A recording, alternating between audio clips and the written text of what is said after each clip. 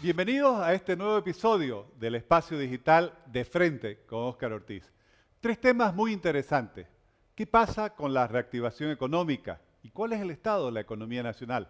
Hablaremos con José Gabriel Espinosa, un destacado economista. Otro tema, las energías limpias.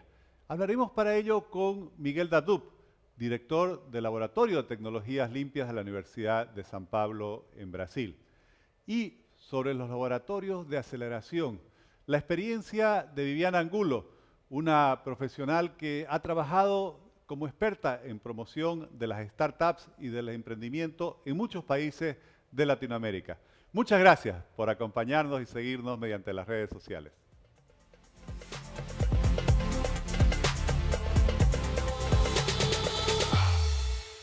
La economía es algo que nos preocupa a todos, especialmente con el impacto de la pandemia.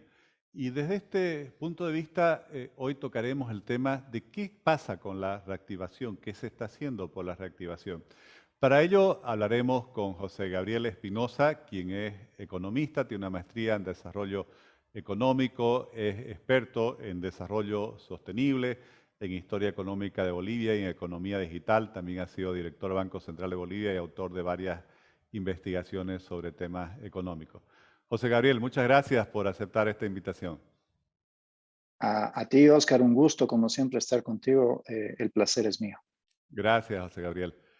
José Gabriel, escuchabas la introducción.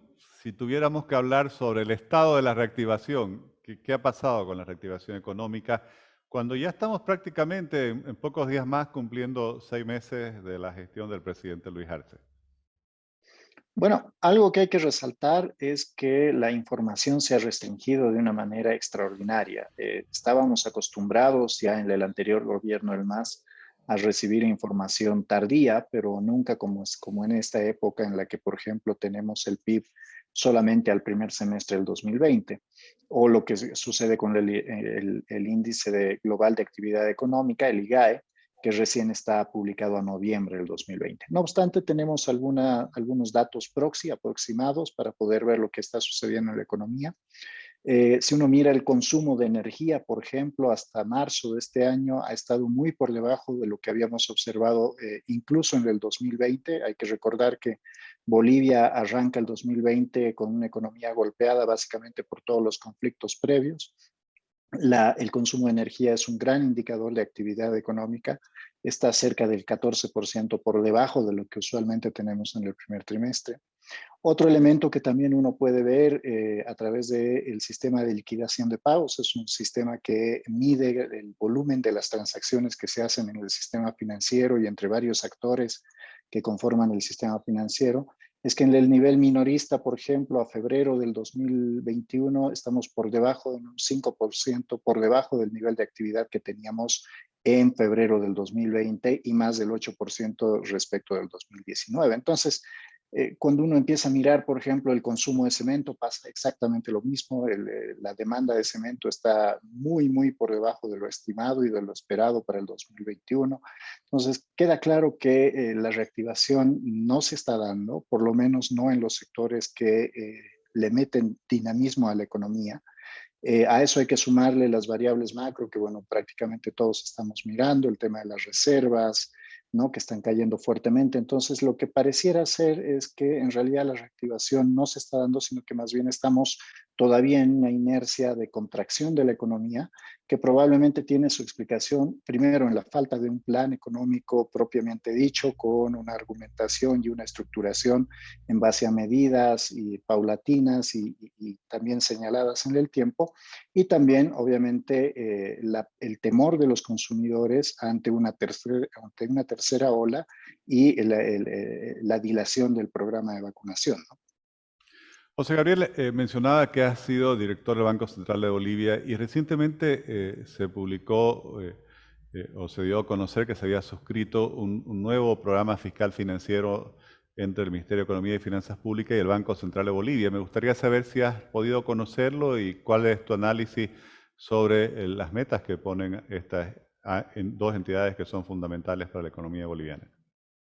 Bueno, este programa establece, por ejemplo, un crecimiento del 4.4%, un déficit fiscal de cerca del 9% y una ganancia de reservas internacionales que al primer trimestre deberían haber sido de 1.100 millones sobre el nivel con el que cerramos el 2020. Evidentemente ha sido un programa con metas demasiado ambiciosas. Una de ellas, por ejemplo, era que el gobierno central iba a cancelar más de 2.000 millones de dólares de deuda interna al Banco Central durante el primer trimestre. Esto evidentemente tenía que hacerse con la emisión de bonos soberanos en el mercado internacional.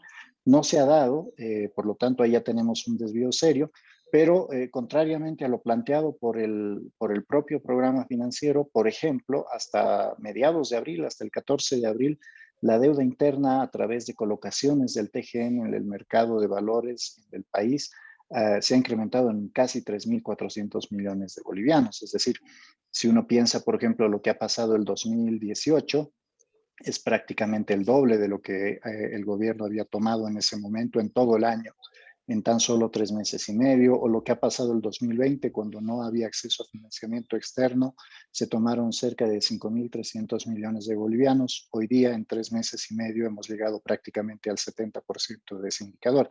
Entonces, si bien el programa fiscal financiero es una herramienta que sirve para señalizar la dirección de la política económica, en este caso, ante la necesidad de reactivación, evidentemente la política monetaria tiene que ser expansiva y la política fiscal también, pero tiene que estar obviamente limitada por algunas restricciones macroeconómicas, porque el objetivo siempre es mantener el equilibrio macroeconómico.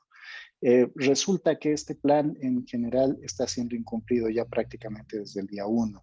Eso es preocupante porque evidentemente esto está acumulando riesgos, está acumulando una serie de presiones, tanto en el área monetaria como en el área fiscal y en el área financiera, que podrían afectar a la recuperación en los próximos meses. La Fundación Milenio recientemente publicó un informe en el cual expresaba, entiendo, su preocupación de que buena parte de este acuerdo entre ambas entidades está basado en el supuesto de que se van a emitir 3.000 millones de dólares en los mercados internacionales, algo que aún no se ha concretado. Correcto, y de hecho son los 3.000 millones de dólares en el mercado internacional que cada día son más caros de colocar. Hay que entender que las calificadoras de riesgos tienen una perspectiva negativa respecto a la economía boliviana. No nos han bajado de calificación, pero sí han dicho que de seguir así el curso de la economía probablemente haya una rebaja de calificación. Esto tiene un impacto directo en los precios de los bonos, ¿no? Y evidentemente cuando los bonos valen menos, la tasa de retorno que tienen que pagar es mucho más alta. Para que la gente tenga clara cómo es la figura. El 2012, cuando se llevó a cabo la primera colocación de bonos, Bolivia pagó cerca del 4,5%. En la medida que se fueron dando las situaciones que hemos vivido en los últimos 10 años prácticamente, los precios de estos bonos han empezado a caer y el rendimiento hoy día en promedio está entre el 6,5 y 7% de los bonos que se habían colocado en aquel momento al 4,5%. Si tomamos en cuenta la situación actual, muy probablemente esos 3.000 millones de dólares deberían ser colocados a una tasa del 7,5, 8, quizás un poco más, y evidentemente eso hace que el servicio de la deuda sea poco sostenible, ¿no?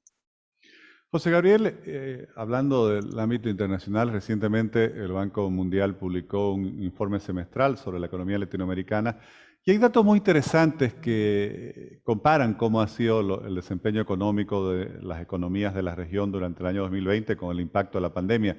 No sé si has podido verlo y qué apreciación tienes sobre el desempeño que tuvo Bolivia. El análisis que hace el Banco Mundial va prácticamente a contracorriente de la narrativa que se ha tratado de implementar en los últimos meses.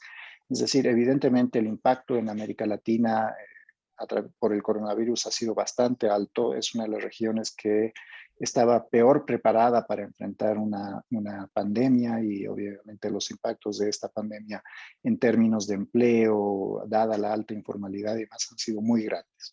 No obstante, en el caso de Bolivia, a pesar de que hemos tenido una caída del crecimiento bastante fuerte, estamos estimando cerca del 8% del PIB, no es el 11% del cual se habla normalmente porque eso habla del PIB al primer semestre, sino que al final del año estamos estimando cerca de un 8%. Aún así, con esa caída tan fuerte, se ha podido recuperar el empleo de manera relativamente rápida. Hemos tenido un manejo fiscal y monetario relativamente adecuado, lo que ha permitido contener los problemas. Entonces, evidentemente, la economía va a rebotar, va a empezar a subir de nuevo en los próximos meses. Hay que también señalar que una tasa de crecimiento del 4,7 o el 4,5 o el 4,4, según uno vea la fuente, significa que la recuperación va a tardar entre 3 y 4 años. Es decir, ha sido tan grande la caída que evidentemente luego volver a retomar los niveles previos a la pandemia va a requerir tasas de crecimiento o requeriría tasas de crecimiento de al menos el 5 o el 6% anuales para que esta sea una recuperación rápida. En torno al 4,5 o 5%, estamos hablando de que nos va a tomar entre 2 y 3 años. José Gabriel, bueno, primero sobre el tema anterior, también yo creo que hay que destacar que en ese reporte del Banco Mundial hay economías como la del Perú, la de Argentina o la de México que tuvieron caídas superiores al 10%, 11, 12%. En Europa, incluso España ha estado por esos niveles. Sobre lo que estabas comenzando a hablar, quiero compartir una pregunta que me ha hecho mucha gente que me encuentra y me dicen, ¿cómo es esto que ahora dice que el FMI que vamos a crecer 5,5 si todos estamos sintiendo la crisis económica? Lo han visto que hasta Evo Morales ha salido a festejar la cifra del FMI, ha anunciado doble aguinaldo, en fin. A ver, cuando hablamos de un crecimiento, ya sea el 4 punto algo por ciento que plantea el presupuesto general de la Nación o el acuerdo del programa fiscal financiero o un poco más del 5% que plantea el FMI, ¿es un efecto rebote? ¿Es la inercia de que ya estamos normalizando hasta ahora sin cierres de la actividad económica todo el movimiento? ¿O hay algo que responde realmente a medidas con alto impacto y que sean sostenibles? A ver, básicamente es un efecto estadístico. Supongamos que el PIB del 2019, cerramos el 2019 con un PIB de 100, ¿ya? Para manejarnos en números redondos. Si la caída ha sido del 10%, el 2020 hemos cerrado el año con un PIB de 90. Ahora, si suponemos que el crecimiento va a ser 5%, para hablar de números redondos, para el 2021, ese 5% significa 5% de 90. Es decir, cerraríamos el 2020 con 94,5. Es decir, a pesar de que tuviéramos un crecimiento del 5%, estamos todavía por debajo de lo que hemos crecido del PIB que habíamos tenido en el 2019. Entonces, si uno hace los números, necesita por lo menos 2 años y medio de crecimiento al 5, 5,5% para volver a alcanzar ese nivel de 100 que teníamos al final del 2019. Entonces, aquí no hay que engañarse. Evidentemente, una tasa de crecimiento más alta significa una recuperación más rápida, pero todo depende del piso, todo depende del nivel inicial que estamos tomando. Como te decía, el PIB del 2020 probablemente ha mostrado una caída del 8,4%, con un crecimiento del 4,5, 5%, estamos hablando de por lo menos 3 años para recuperar el nivel previo a la pandemia. Ahora, esta es una tasa casi natural de crecimiento de la economía. Si uno mira a lo largo de la historia, los últimos 120 años de datos que tenemos en términos históricos de la economía, Bolivia en promedio ha crecido cerca del 4,2%, independientemente de las medidas, del tipo de gobierno, del entorno internacional. Evidentemente hemos tenido momentos en los que ha habido caídas, en los que hemos tenido crecimientos superiores, pero el promedio normalmente es 4,5%. Entonces, el haber asumido que la economía va a crecer a este ritmo significa que estamos asumiendo básicamente que es la inercia económica la que nos va a llevar a esta tasa de crecimiento, que de ninguna manera nos pone en niveles previos a la pandemia. De hecho, seguimos por debajo de lo que hemos visto antes de la pandemia. Gracias, José Gabriel. Me parece una aclaración muy importante. Y hablando de inercia, a mí me da la sensación que si bien hay una preocupación generalizada sobre el estado de la economía y en la micro, también percibo esa sensación de lo que están costando vender a las empresas, recuperar los niveles de consumo anteriores. Pareciera que como que ni se hace mucho por la economía ni pasa mucho. y ya se nos han ido prácticamente 4 meses de este 2021. Me gustaría conocer cuál es, si compartes la misma sensación y sobre todo, cuál es tu visión, José Gabriel, sobre lo que queda de este año, que son básicamente 8 meses y que serán pues la base de lo que vendrá en el siguiente periodo todavía. Es muy relevante la pregunta porque es cierto, hemos visto mucho en la agenda política, hemos visto mucho en la agenda electoral y prácticamente nada en la agenda económica, a pesar de que estamos teniendo una acumulación de riesgos y problemas a futuro muy grande. Se viene el incremento salarial. Es cierto que la COP ha sido conservadora en la propuesta de incremento que ha presentado, pero aún así la idea de seguir generando costos al aparato productivo en general, sea formal o informal en la economía después de un año tan malo como ha sido el 2020, preocupa. Al hecho, además, hay que agregarle que nosotros habíamos cerrado el 2019 con un trimestre bastante malo. Luego viene el tema de la salida del diferimiento, es decir, Bolivia tiene uno de los diferimientos, llámenle periodo de gracia o diferimiento, es prácticamente lo mismo, que es uno de los más largos en el mundo entero, ¿no? Llevamos más de un año y medio prácticamente con un sistema financiero que no está pudiendo cobrar los préstamos que ha llevado adelante. Esto ha disfrazado la debilidad de un aparato productivo, de un conjunto de prestatarios que muy probablemente hoy día no tengan la capacidad de volver a pagar sus deudas. Entonces, vamos a tener un encuentro con la realidad bastante duro entre julio y agosto cuando ya se salga el diferimiento. Y si a esto hay que agregarle el hecho de que se ha eliminado algunas herramientas que se habían creado para poder generar una salida ordenada del diferimiento, fondos de garantías, fondos para la reprogramación, herramientas que permiten liquidez para el sistema financiero, pero al mismo tiempo reprogramaciones ordenadas para que los deudores puedan volver a pagar, pero también bajo un criterio de equidad y solidaridad bastante importante. Sin esos esquemas es muy difícil prever qué va a suceder cuando salgamos del diferimiento, dado los datos que estamos viendo de actividad económica en el primer trimestre. La perspectiva es bastante pesimista. Y luego hay que agregarle la acumulación de pagos por deuda externa. Le hablaba al principio sobre los bonos Bolivia 2022, esta primera colocación de bonos que hizo el gobierno de Evo Morales con Luis Arce a la cabeza del equipo económico el 2012. Esto se tiene que redimir el 2022, es decir, estamos a unos cuantos meses ya de tener que devolver 500 millones de dólares. Como están las reservas hoy día, eso genera una preocupación bastante grande. Y finalmente tiene que ver con el hecho de el excesivo gasto fiscal, es decir, hemos visto al inicio del año una serie de planes o anuncios, en realidad más que planes, basados en recetas que ya habían aplicado antes y que obviamente se estaban agotando desde el 2014. Los retornos de la inversión pública eran cada vez más bajos, de hecho en algún momento eran incluso negativos. Se ha vuelto a ese mismo esquema. Ese esquema genera pérdida de reservas porque es un esquema de inversión pública que se apoya mucho en las importaciones de bienes de capital. Y mientras no haya un reajuste de eso, pues probablemente sigamos perdiendo reservas. Cierro con esto: las alcaldías en mayo, las autoridades electas, tanto de alcaldías y gobernaciones, van a asumir gobiernos que están prácticamente todos quebrados, y habrá que ver cómo vamos a encarar la discusión de la redistribución tanto de obligaciones como de recursos para que estos gobiernos puedan ser viables. Entonces hay una serie de problemas que se han ido acumulando, están generando riesgos y presiones en todo el sistema económico, y obviamente en la medida que no se están resolviendo, o que por lo menos no se está hablando seriamente de resolverlos, pues se siguen acumulando y siguen generando una expectativa bastante pesimista al respecto, ¿no? José Gabriel, nuevamente agradecido por haber aceptado participar en este espacio digital. Como siempre, la información y el análisis que nos has compartido es muy valioso y muy interesante. Muchas gracias. Un gusto como siempre y será hasta la próxima. Gracias.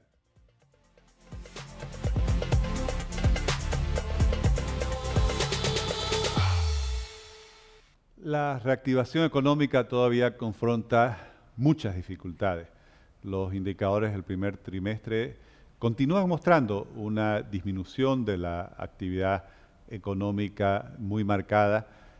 Los indicadores del programa fiscal financiero también reflejan que el endeudamiento del Estado sigue incrementándose y hay todavía la preocupación de que no se ha podido colocar esos más de 3.000 millones de dólares en bonos en los mercados internacionales que son fundamentales en el presupuesto del gobierno para poder sostener la estabilidad económica durante el año 2021. Sin embargo, a mí lo que más me preocupa es que no veo una actitud del gobierno de buscar la reactivación económica, sobre todo la reactivación del sector privado, micros, pequeñas, medianas y grandes empresas, donde trabajan la inmensa mayoría de los bolivianos. Hemos visto medidas, como decía José Gabriel, muy marcadas en lo político, seguramente con un cálculo electoral con relación a las elecciones y lamentablemente una serie de medidas contraproducentes para la reactivación, como haber vuelto nuevamente a cupos a las exportaciones, bandas de precios y otra serie de limitaciones. Espero que una vez concluido el ciclo electoral se pueda tener una mejor gestión económica que realmente le brinde un apoyo concreto y efectivo a todos aquellos bolivianos que están buscando cada uno desde su unidad económica impulsar la recuperación económica del país. Gracias, como siempre, por acompañarnos en este episodio del Espacio Digital de Frente con Óscar Ortiz.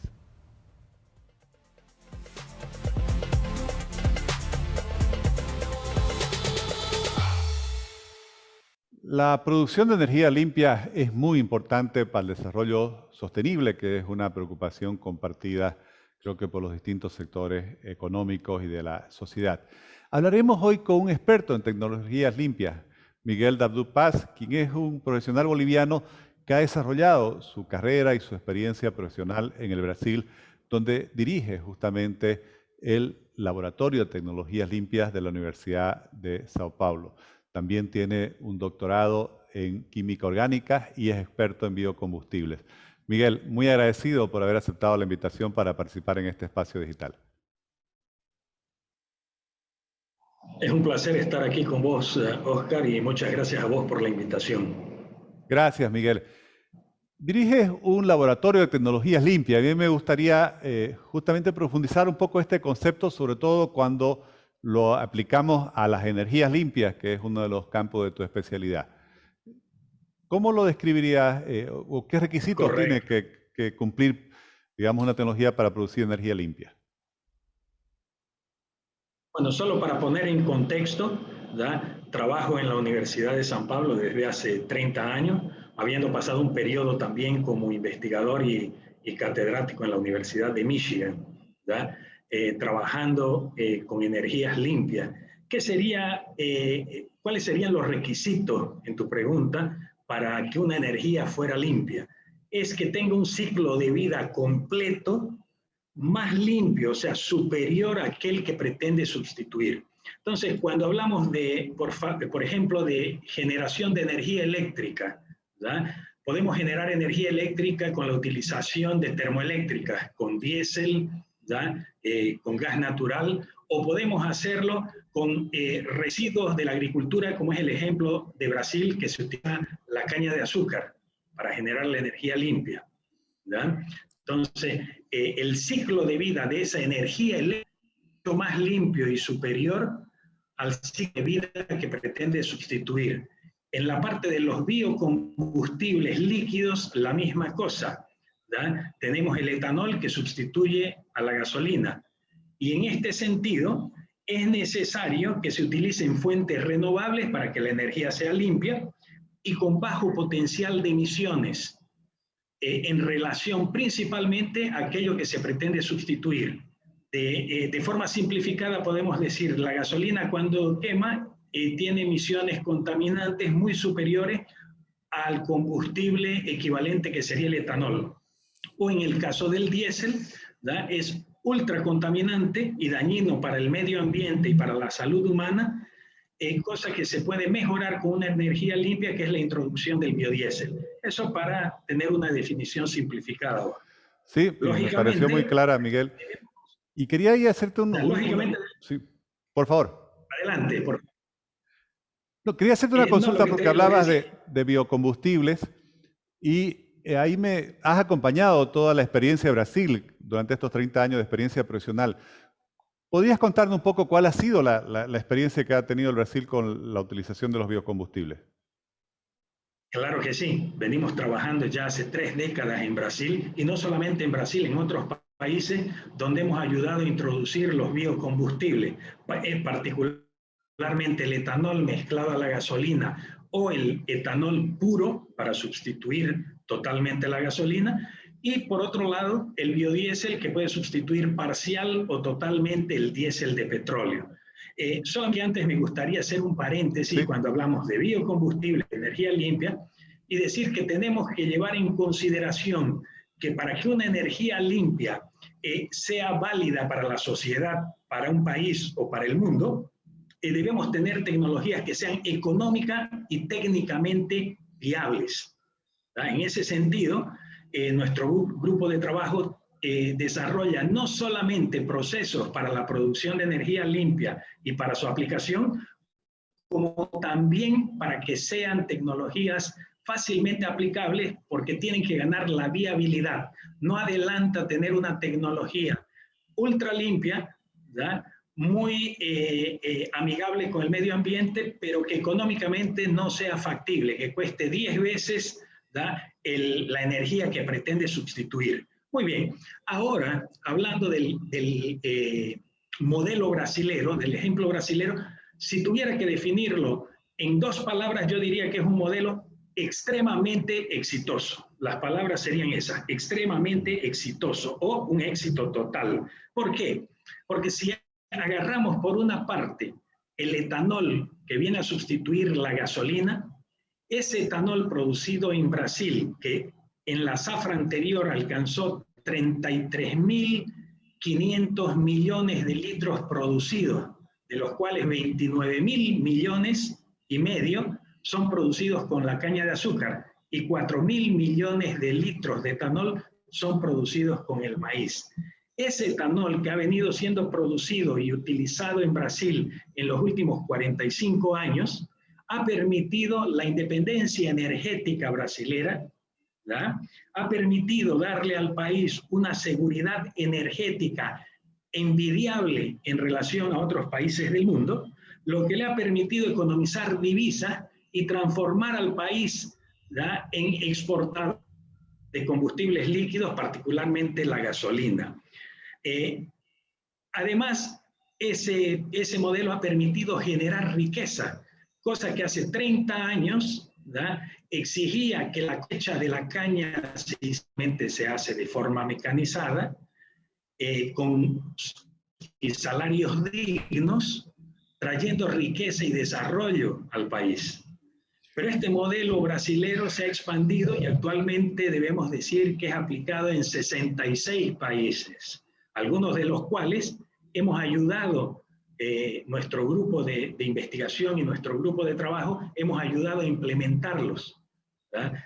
Actualmente en América del Sur, casi la totalidad de los países ya mezclan etanol a la gasolina, con el ejemplo más interesante que es parecido al ejemplo brasilero, que es el caso paraguayo, que no solamente mezcla para utilizar vehículos con motor a gasolina, sino también utiliza la tecnología FlexFuel, que es una tecnología que permite que tu vehículo ande exclusivamente con etanol, sin necesidad de la gasolina. Entonces, volviendo nuevamente a tu pregunta, ¿cómo veo el programa brasilero? Yo lo veo interesante desde el punto de vista energético, desde el punto de vista del desarrollo del conocimiento, de la tecnología, ¿verdad?, una ventaja económica enorme, porque podríamos imaginarnos cuál sería la situación de un país continental como el Brasil, teniendo que importar actualmente 33.500 millones más de litros de gasolina de lo que consume, y no necesita importarlo porque lo produce a partir de la tierra, plantando caña, ¿verdad? Y el mismo ejemplo se puede expandir para el biodiesel. En el caso del biodiesel, Brasil actualmente produce 6.4 billones, o sea, 6.400 millones de litros de biodiesel. Ese es un dato importante, interesante.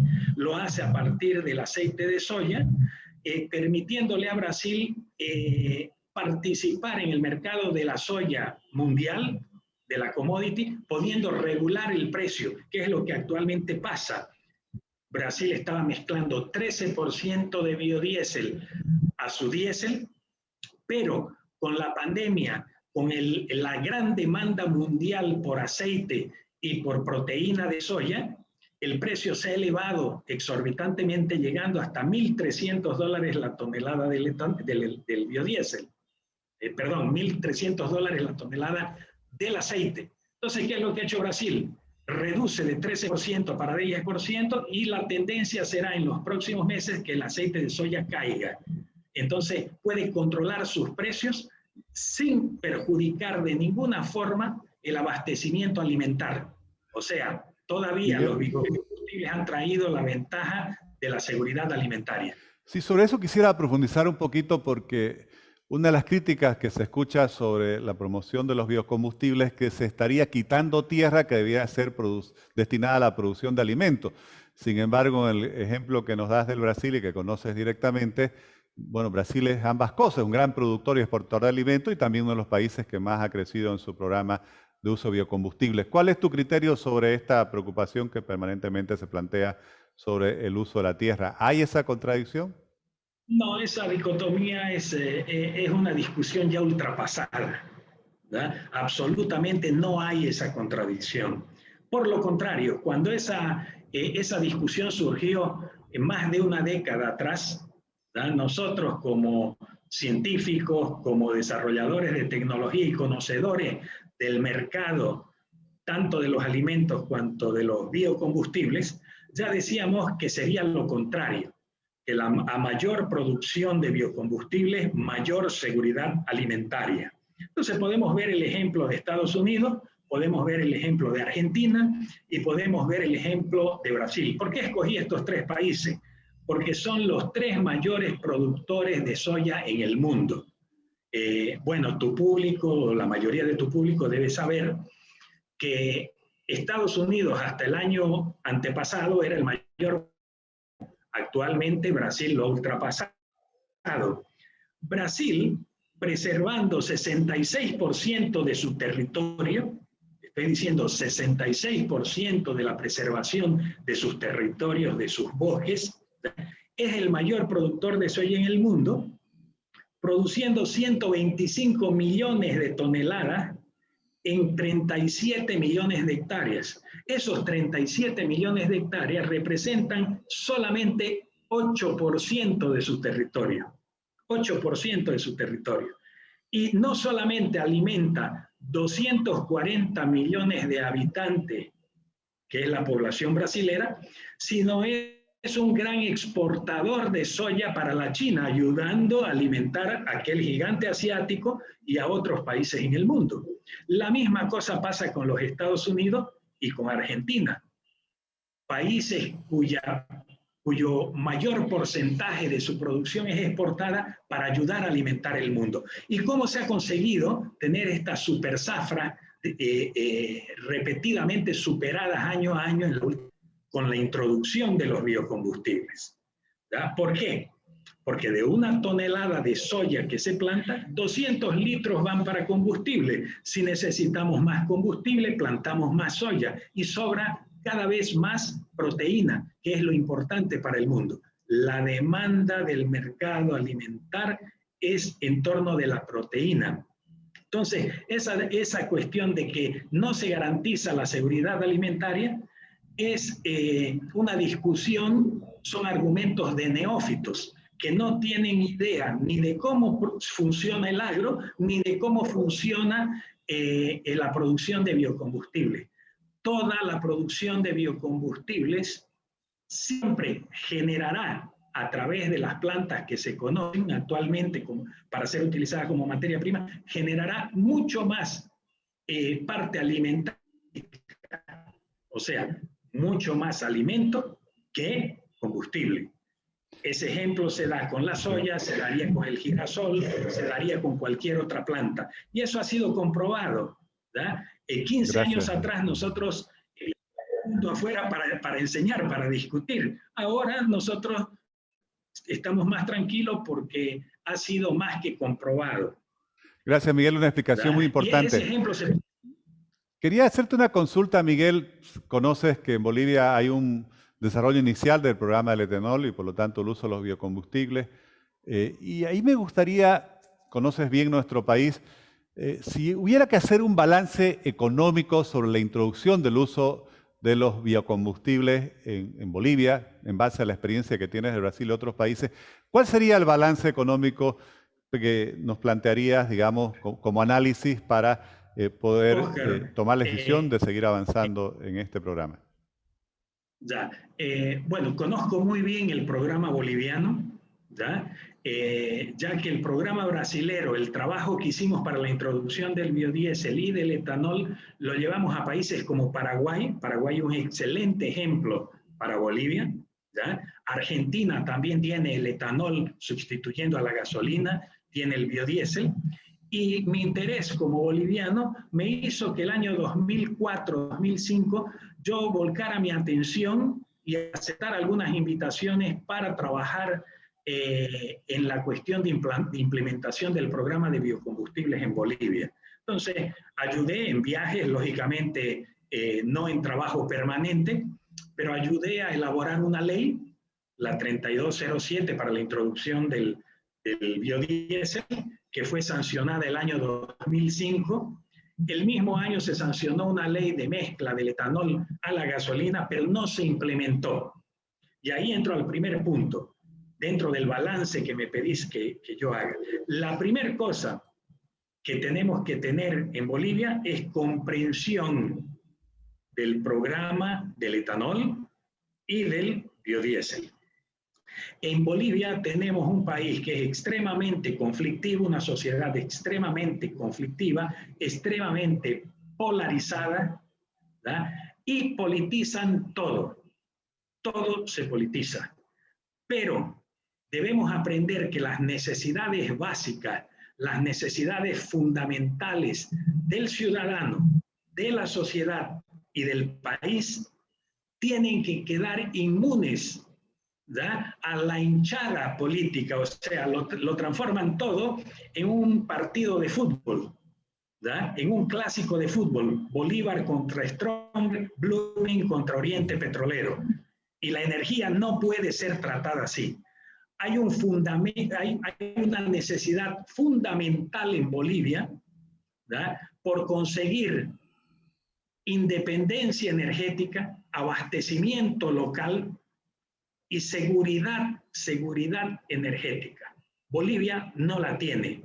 Bolivia es un país totalmente dependiente de los combustibles importados.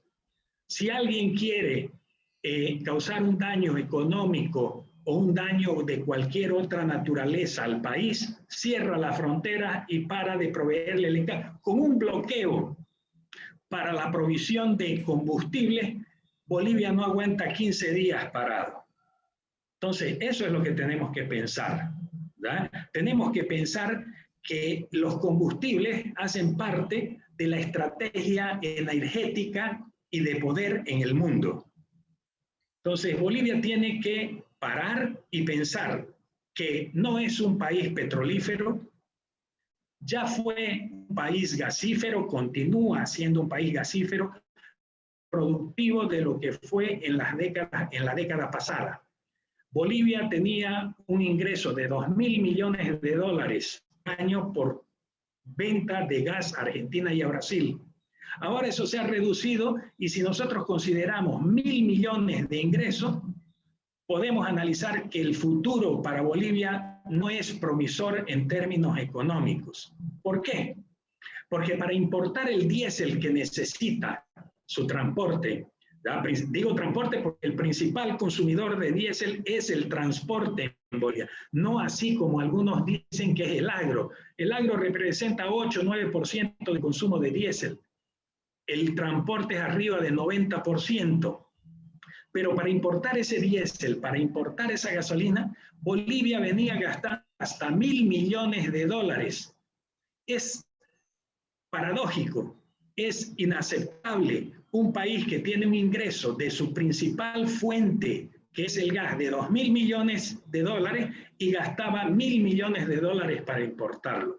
En ese sentido, la introducción del etanol se hace fundamental. Fue fundamental cuando se retomó el proyecto el año 2018 y es fundamental que los gobernantes que Bolivia tiene o que tendrá en el futuro entiendan de la importancia del programa de los biocombustibles, porque a pesar de cualquier inversión que sea hecha para explorar y para explotar petróleo, caso se encontrara, llevaría más de una década y sería mucho más caro que producir localmente sus combustibles renovables. Entonces, el etanol se reviste de una importancia fundamental que comenzó a ser vista el año 2018, 2019, ¿verdad?, para la sustitución de la gasolina, pero yo tengo la sensación, por los contactos que tengo con YPFB o con gente de los ministerios o con el empresariado, porque para mí, como te decía, tenemos que dejar de trabajar como si fuera un partido de fútbol, un clásico, hinchada de un lado contra la otra, ¿verdad? Entonces, eso es una cosa que me llama la atención en Bolivia. Si es el etanol o si es el biodiesel, es todo político, depende de quién lo hace, entonces yo lo combato. No, tenemos que saber que la necesidad es para todos. Entonces, en el caso del etanol, ¿verdad?, enfocándonos ahora en tu pregunta, yo te diría que la necesidad que Bolivia tiene es que los administradores, los gestores, los burócratas, los políticos entiendan que hay necesidad de llevar hacia adelante un programa como del etanol, pero con una visión de largo plazo. ¿Por qué? Porque para introducir una nueva tecnología, un nuevo producto, muchas veces es necesario apoyarlo, es necesario invertir y quien invierte necesita recuperar sus inversiones. Entonces, en ese sentido, la ayuda que yo di en la elaboración de la ley que fue aprobada por unanimidad, que es la ley 1098, aprobada el año 2018, quedé muy contento porque pensé, bueno, hay una comprensión de la necesidad de este programa, pero con el andar del carruaje, ¿verdad?, percibí que hay mucha gente que piensa que es un programa para favorecer un sector o para favorecer una región, y todos ellos están equivocados. El etanol es fundamental para el país, y ahí quiero hacerte una evaluación económica. Sí, cortito, ¿verdad?, porque ya se nos está yendo el tiempo, Miguel. Muchísimas gracias. Perfecto, Oscar. La evaluación que yo hago es que la exportación de gas está en declinio, la producción de líquidos en Bolivia está en declinio y la demanda de combustibles líquidos como la gasolina se incrementa a través de los años, ¿ya? Entonces, ¿y qué es lo que se necesita? Introducir nuevos combustibles a base de etanol. La sugerencia que hemos dado en la consultoría que hicimos para YPFB es que se introduzca una gasolina de alto octanaje y el gobierno establezca políticas públicas para la introducción de nuevas tecnologías como la tecnología de flex fuel. O sea, sí, que dé un apoyo para la introducción del vehículo etanol, y eso va a hacer aumentar el mercado del etanol y llevar a la posibilidad de desregular ese mercado, liberar los precios, y te garantizo que el etanol podrá competir libremente con la gasolina especial, que mantiene un precio de 3 bolivianos 74, deberá mantenerlo en el futuro, y el etanol es el único combustible que tiene la capacidad de competir y ayudar a sustituir esa gasolina y eliminar la importación, ¿ya?, y la fuga de divisas que la gasolina provoca al país. Miguel, realmente te agradezco, ha sido una explicación muy esclarecedora, me encanta ver esa pasión que le pones al al tema y se nota que ha sido pues el centro de tu vida profesional y como siempre desde este espacio digital nosotros muy orgullosos de ver compatriotas que se destacan en el exterior. Muchas gracias. Muchas gracias, Oscar. Es un placer y yo espero, como te digo, que el gobierno actual y los gobiernos que vengan se sienten y analicen en detalle, ¿da?, aquel trabajo que se ha hecho y ha sido registrado por escrito y se encuentra en manos de IPFB para aplicarlo sin emociones, sin pasiones políticas, sin regionalismo y sin combate a parte de la población o del sector productivo. Muchas gracias. Gracias, gracias. Esperemos que así sea. Muchas gracias.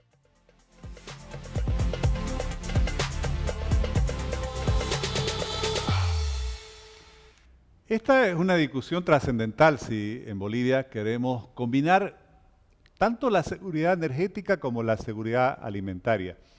A diferencia de lo que muchas veces se discute y se objeta en nuestro país, el ejemplo de naciones que nos relataba este experto boliviano que se ha especializado en Brasil, Miguel Dabdú Paz, el Brasil, el Paraguay, la Argentina, son grandes productores de alimentos, de los más grandes del mundo, y al mismo tiempo han crecido muchísimo con su programa de uso de los biocombustibles.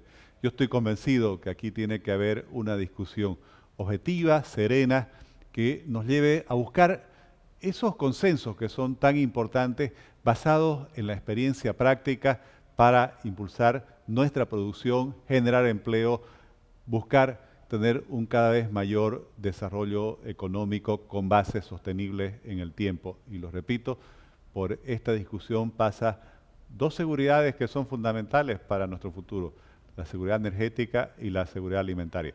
Gracias por estar acompañándonos en este espacio digital de Frente con Óscar Ortiz.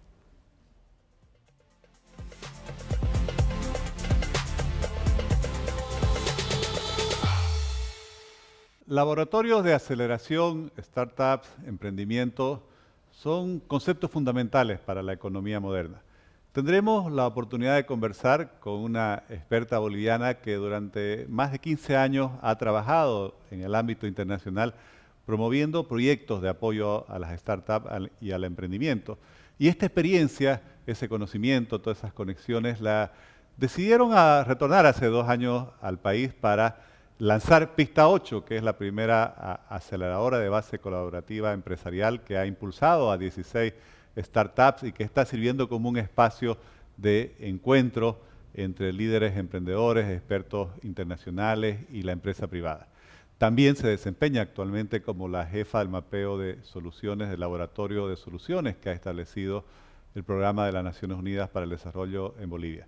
Estamos hablando de Viviana Angulo. Viviana, es realmente un honor y muy contento que estés aquí en el espacio digital. Muy feliz de compartir contigo estos minutos y de hablar de los temas que nos apasionan a los dos. Gracias. Laboratorio de aceleración, no conocía que ya estaba funcionando en Bolivia y suena algo muy llamativo. ¿Por qué no nos cuentas, Viviana, a quienes nos siguen por las redes sociales, en qué consiste? Es una extraordinaria oportunidad para el país. Es un laboratorio que es parte de una red mundial de laboratorios, más de 90 en el mundo, que ha iniciado las Naciones Unidas, y el programa de las Naciones Unidas en Bolivia, PNUD, abre la oportunidad a Bolivia para tener su propio laboratorio, donde nosotros proponemos servicios que ayuden a identificar estos portafolios de soluciones a los complejos problemas y desafíos que hoy vivimos. Y también es una apuesta al diseño, a la exploración, a la experimentación de una cartera de soluciones desde diferentes miradas, porque estos laboratorios lo que tienen como coincidencia es que han buscado atraer talento para liderar estos laboratorios muy diferente o con otras capacidades que el staff que normalmente tú ves en la cooperación internacional, ¿no? Y este laboratorio, por ejemplo, el de Bolivia, cuenta con un experto en tecnología y manejo de data, con un experto arquitecto en innovación, y mi persona desde el perfil del emprendimiento, las startups y la inversión en emprendimientos. ¿Y dónde está el laboratorio? Si algún emprendedor quiere entrar en contacto, ¿cómo hace? Eso es lo extraordinario. El laboratorio, hoy yo estoy en Santa Cruz y el resto del equipo está en La Paz, y justamente es apostar a esa mirada nacional para esa generación de soluciones. Y bueno, el COVID ha venido a adelantarnos y a ponernos en sintonía con lo que es el teletrabajo, pero yo vengo teletrabajando ya más de 7 años y te puedo decir que es justamente lo que hacemos en el laboratorio, adoptar estas soluciones para buscar la inclusión, para buscar la integración y proponer un formato de trabajo más moderno, ¿no? más reactivo a lo que estamos viviendo ahora. Viviana, cuando conversábamos sobre esta entrevista me comentabas que hace un poco más de 2 años tomaste una decisión y que fue retornar a tu país y aplicar todo ese conocimiento, esa experiencia, y lo utilizaste para lanzar Pista 8, una aceleradora. Me gustaría conocer sobre eso, que me llama tanto la atención. Sí, Pista 8 ha sido mi bebé. Fue un proyecto que nace cuando en el 2017 yo vengo a Santa Cruz a conocer qué estaba pasando en el ecosistema emprendedor, porque me llegó un deck de un emprendimiento boliviano y dije, algo está pasando en Bolivia. Y cuando vine me di cuenta que había una gran necesidad de educación de clase mundial para las startups.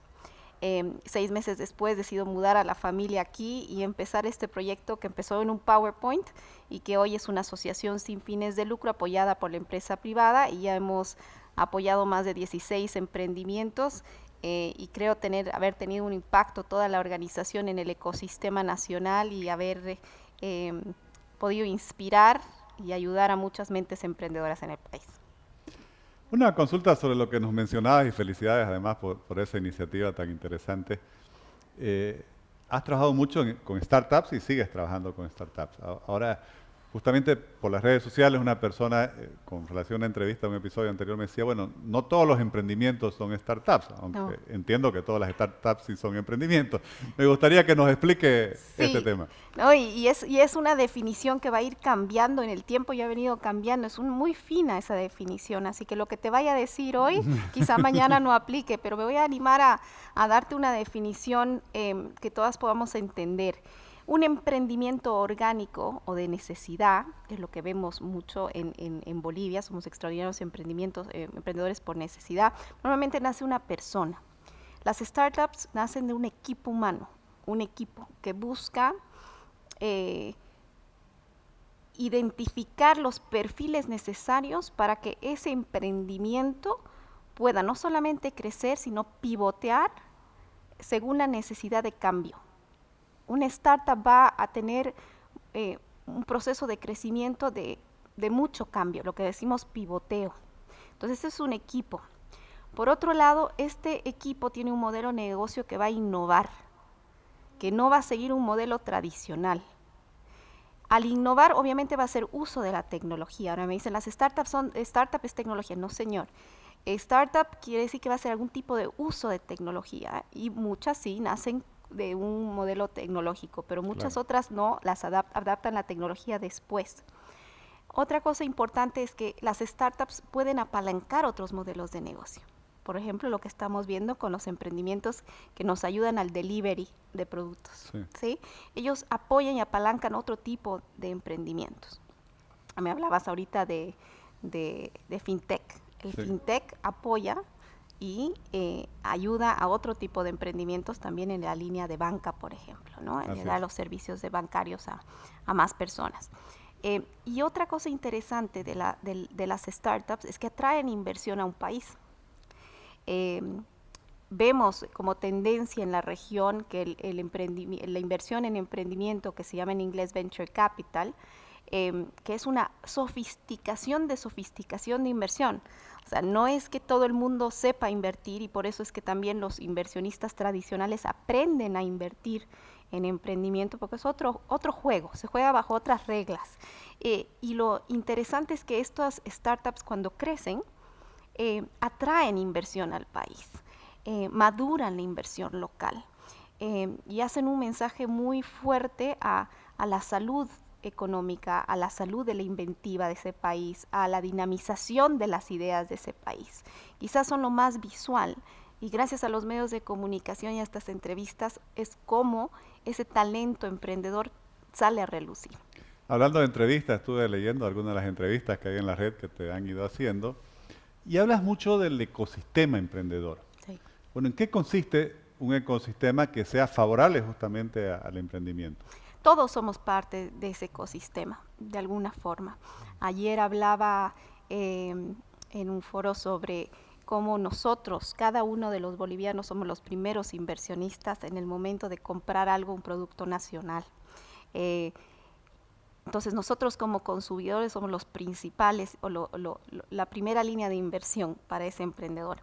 Luego están la educación, la academia, las iniciativas como las que hablábamos que a veces vienen de un individuo que viene apasionado por el tema de emprendimiento y que tiene mucho que dar, los mentores experimentados que tienen que aportar la educación y que acompañan el crecimiento de esas personas que son emprendedores, ¿no?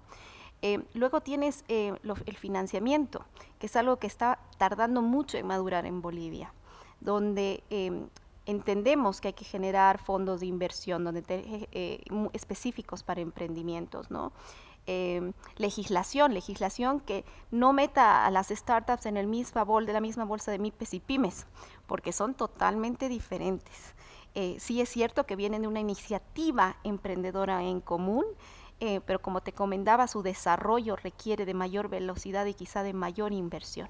Entonces, entender que hay que acompañar con una legislación específica, como ya lo tienen muchos países en la región, y que podemos hacer legislación comparada, sería muy interesante ver que eso siga adelante en el país. Luego están los medios de comunicación, que dan visibilidad a ese talento emprendedor, y debo felicitarlos porque realmente han hecho en estos últimos 2 años reportes con mucha sustancia sobre el emprendimiento. Y luego están los gestores. Los gestores son aquellos cheerleaders, les digo yo, ¿no? Los que acompañan con sus programas educativos, ya sea incubación, aceleración, ¿no? En todo este proceso. Entonces, ese es un ecosistema. Cuando llegué a Bolivia, lo encontraba muy desarticulado, ¿no? Hoy te puedo decir que con mucha alegría que está mucho más activo. Ahora es momento de sofisticar esa actividad hacia mejorar la educación y la inversión, a tener una fortaleza de lobbying para lograr eso, ¿no? Eso te iba a preguntar, si lo aterrizamos, por así decir, en Bolivia, este concepto, ¿cuáles serían las prioridades para mejorar ese ecosistema? Sí, y ahí invito a tu audiencia a que entre a mi perfil de LinkedIn, porque justamente ayer posteé el informe donde trabajamos, o el reporte donde trabajamos muchos actores del ecosistema en Bolivia, que se hizo en un evento justamente el año pasado que se llamó Ruptura, donde especificamos 7 desafíos para el ecosistema de Bolivia y las actividades que se deberían desarrollar dentro de cada desafío. Los más importantes, como te digo, sofisticación de educación, ese knowledge transfer, transferencia de conocimiento, de mejores prácticas de la región. Casi todos nuestros países con quienes tenemos limítrofes que tienen una actividad emprendedora que se va midiendo y que va midiendo en términos de conocimiento, en términos de inversión, y que atraen y que como estrategia económica tienen el desarrollo del emprendimiento.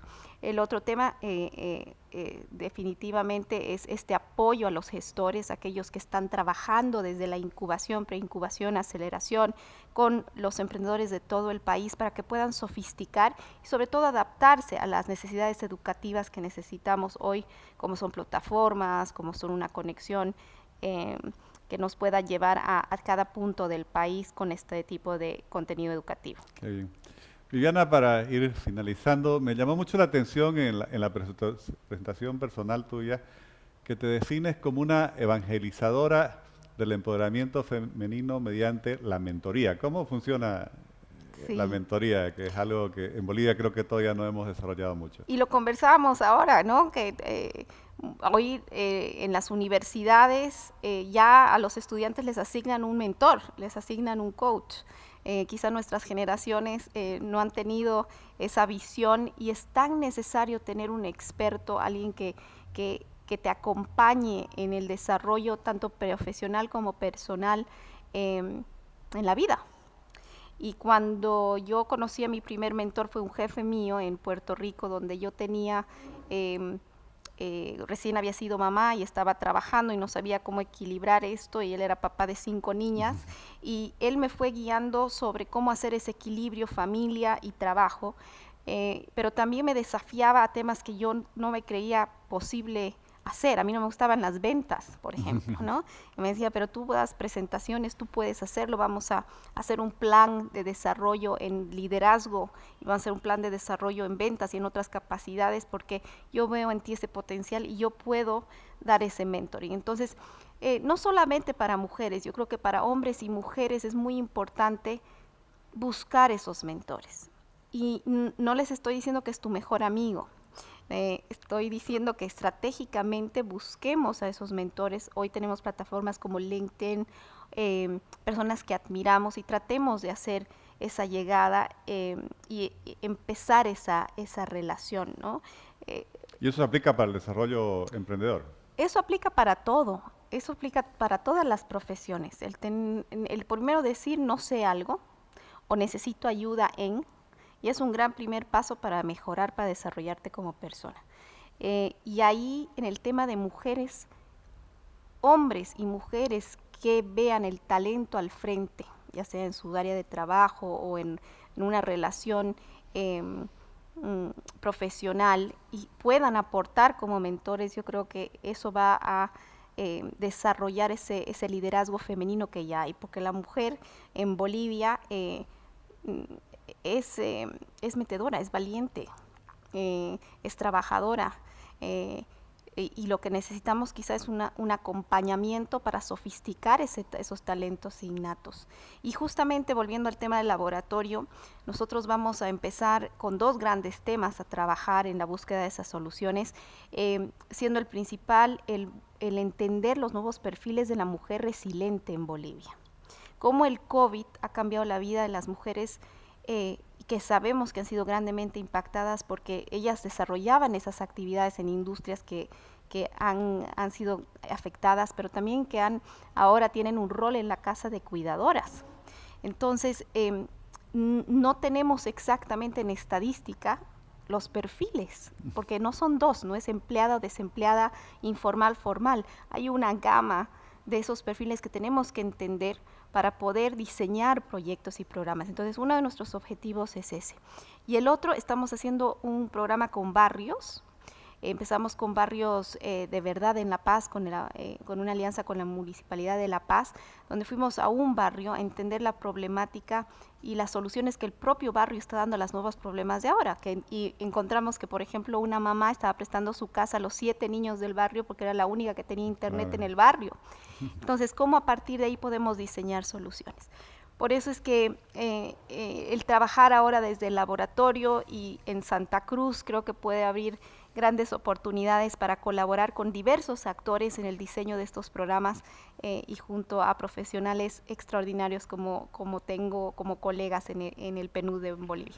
Qué bueno, Viviana, y primero, muchas gracias por tomar esa decisión de volver al país a trasladar todo ese conocimiento, esa experiencia en el fomento del emprendimiento, desde las startups, y felicidades por toda esa labor que están realizando. Muy feliz de hacerlo en mi país, tiene otro valor definitivamente, y gracias a ti por el espacio y por la conversación. Gracias, gracias, ha sido realmente un gusto.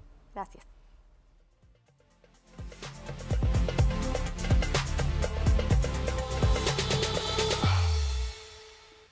Definitivamente la experiencia que nos comparte la experta Viviana Angulo en estos laboratorios de aceleración o en estas iniciativas como Pista 8, yo creo que muestran el camino y el horizonte de una agenda positiva que debemos desarrollar en el país para mejorar lo que ella denomina como el ecosistema emprendedor y así apoyar a todos aquellos que quieren convertir su talento, sus ganas, sus capacidades en nuevos proyectos que van a ir generando cada vez mayor progreso, mayor prosperidad y mayores oportunidades, no solo de más, sino también de mejores empleos.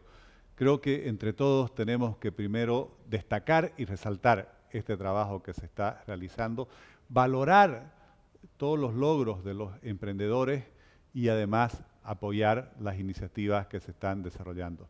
Muchas gracias por habernos acompañado en este episodio digital de Frente con Óscar Ortiz.